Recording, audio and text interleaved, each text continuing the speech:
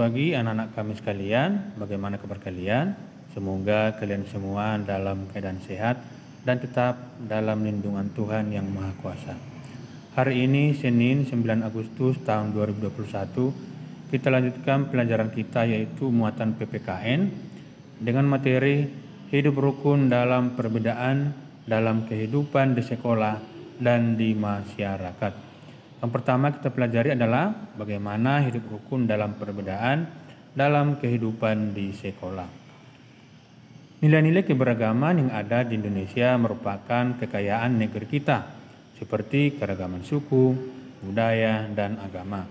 Seperti kita ketahui bahwasanya suku di Indonesia itu sangat banyak, ada sampai ratusan suku. Begitu juga dengan budaya dan agama. Kalau agama di Indonesia adalah ada 6 agama yang diakui oleh pemerintah.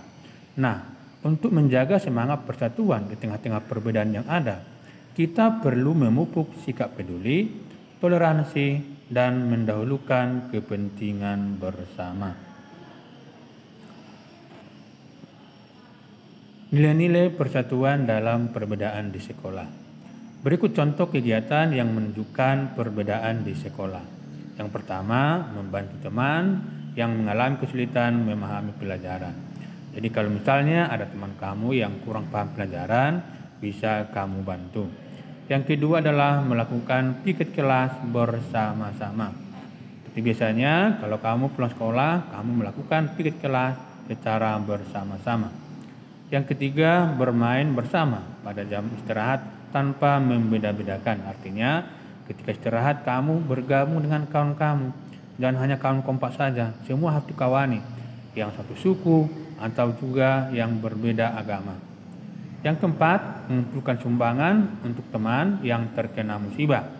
Contohnya misalnya, kalau kamu ada teman kamu yang katakanlah orang tuanya meninggal, kamu bisa mengumpulkan sumbangan untuknya. Sini ada kamu lihat ada gambar bermain waktu istirahat. Jadi mereka itu bermain dengan latar belakang yang berbeda. Sekarang kita lihat apa saja manfaat yang diperoleh jika kita menerapkan nilai-nilai persatuan dalam perbedaan. Yang pertama, dapat saling membantu jika ada pelajaran yang tidak dimengerti. Yang kedua, suasana kelas menjadi menyenangkan. Yang ketiga, persahabatan semakin erat. Dan yang terakhir, membangun kekompakan ketika berolahraga. Berikut adalah nilai-nilai persatuan dalam perbedaan di lingkungan masyarakat. Nilai-nilai persatuan dalam perbedaan perlu diterapkan dimanapun kita berada, baik di rumah, sekolah, maupun di masyarakat. Berikut contoh kegiatan yang menunjukkan perbedaan di lingkungan masyarakat. Yang pertama, membantu korban bencana alam tanpa melihat latar belakang mereka. Jadi siapapun mereka ketika mendapat korban bencana alam harus kita bantu tanpa melihat mereka apakah mereka satu suku, satu agama, satu budaya dengan kita. Yang kedua, mempersilakan orang lain untuk beribadah sesuai agamanya masing-masing. Ketiga, membantu tetangga yang kesusahan meskipun berbeda suku atau agama. Jadi kalau misalnya kamu lihat ada tetanggamu yang kesusahan, walaupun misalnya berbeda suku atau berbeda agama, kamu harus membantunya. Nah, di samping ada gambar bagaimana membantu korban bencana alam. Sekarang kita lihat manfaat yang diperoleh jika menerapkan nilai-nilai persatuan dalam perbedaan di lingkungan masyarakat. Yang pertama, kehidupan bermasyarakat jadi aman, tentram, dan damai. Yang kedua, masalah lebih cepat terselesaikan karena semua masyarakat bersatu.